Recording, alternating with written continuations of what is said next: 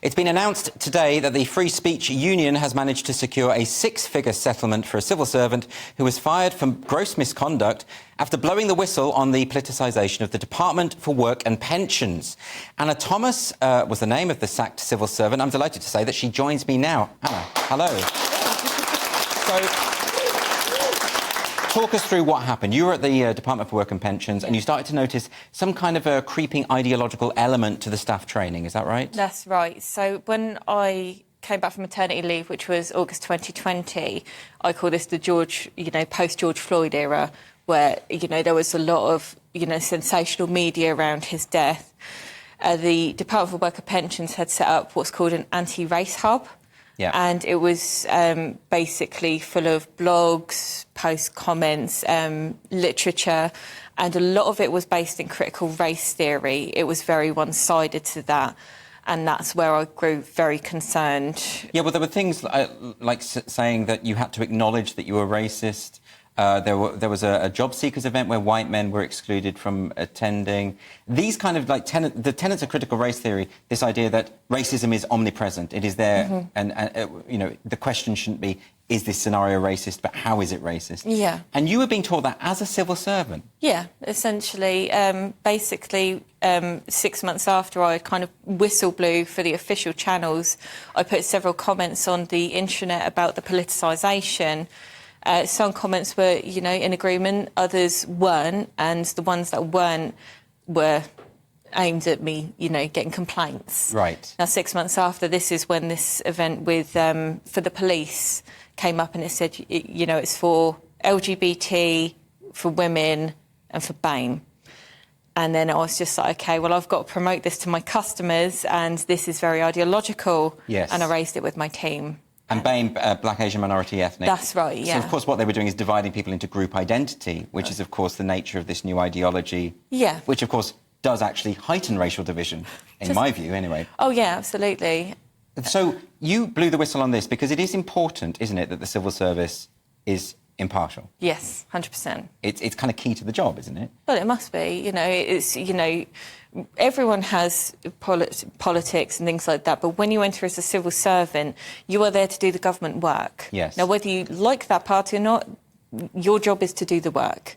Yes. And if you start bringing politics into it, that can obfuscate the good work that civil servants should be doing. Did you feel, though, that the government would have your back on this? Because, we'd seen Kemi Badenoch talk in Parliament about how teaching critical race theory at schools is against the law because it is a sort of partial approach. But did you think that was going to be the case, that they would support you? I didn't think they would go as heavy-handed as they did. I thought they would actually listen to me because I did at one point bring up this could be a media story. Yes. We want to avoid this. We're here to serve the public. And it really was met quite, again, heavy-handed. They just wanted me to shut down. Yes. I mean, was there any insinuation that if you are objecting to these kind of training courses, you are yourself exhibiting racism? Not just racism, but all sorts of other things, I think. Really? The way I look at it is very intersectional. It wasn't just the anti-race hub, it was the LGBT hub. DWP was actually part of the Stonewall Championship. Yes. I can't remember the official name of it. And it was used as very ideological resources to go by. And it's just like, there was insinuation, if you're against this, then, what are you hiding? Yes, What is your deepest, darkest thoughts kind of thing. It was quite religious, I would say, in the way that they approached it, very much like, you're trying to see you're trying to think what I'm thinking. Well, you're not clairvoyant, so you can't think that way. But a lot of people I speak to who've experienced this kind of thing say that it feels like a religious experience. That they say there are these invisible power structures that are along the lines of group identity, and if you deny them, that's just proof that you are complicit in part of the problem. In other words, if you deny that you're a witch, that's proof that you're a witch. Yeah. So you blew the whistle. What happened then? It's kind of a parallel because some people in the DWP took offence to what I'd said. One of the comments I made is after somebody said about female identifying, and I said, well, you're either female or you're not. That's quite a middle of the road Well, I mean, that used to be an uncontroversial opinion, right? Not so much now. But it's just like, you either are or you're not. And, you know, things like that. And so people took offence to that. I had complaints made against me.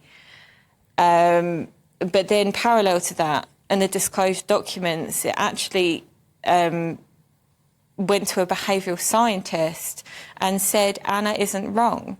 Right. The permanent secretary should not have adopted anti-race into this. So you were vindicated. I was vindicated, yeah. But you were fired at one point. Yeah. And was that before the vindication? No. Oh. So, you know, I went through 2 investigations. They found me guilty of all charges, although they cannot, and they still do not to this day, tell me exactly what I said that was discriminatory, because it didn't happen. I said nothing that was discriminatory. Well, that sounds a bit Kafkaesque, doesn't it? So you've committed a crime. They're not going to tell you what the crime is, but they're going to fire you anyway. Yeah. This is the civil service. Yeah. OK, so you've blown the whistle. Yeah. And there must have been quite a reaction when you did this. Well, I wasn't very happy. No, You know? of course. But you did decide to seek help from the Free Speech Union on this. And the Free Speech Union, I think, has done a wonderful job of defending people who are in a similar position. Exactly. And what did they do? How did they help? So when I got in contact with them, it was taken seriously. I thought, no, like, I was just like, I don't know whether any union's going to take me seriously, but the Free Speech Union. And from day one, it's been totally taken care of, not just like in a legal sense, but also in personable support. Yes. You know, at times I've been in contact with, like, you know, careers guidance, things like that, and it's amazing. Yeah. You know, it's absolutely incredible. Because you do need that support, don't you, when these sort of things happen? Because, I mean, how did it feel from your perspective? You know, your career is suddenly destabilised. It's suddenly falling away beneath your feet. I mean, how do you feel about it? Well, I'm now a single mum. You know, it's took quite a toll on the relationship.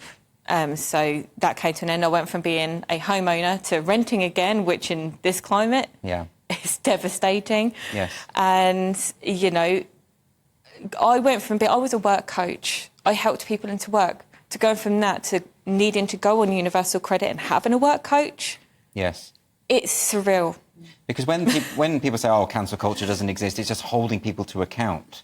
You know, I mean, and you think about your experience. That's not someone being held to account. No, that's punishment. That is, you know, you're going to burn the witch at the stake. Yeah. That's essentially the same thing. It's just a very, well, it's not fire, but you are being fired.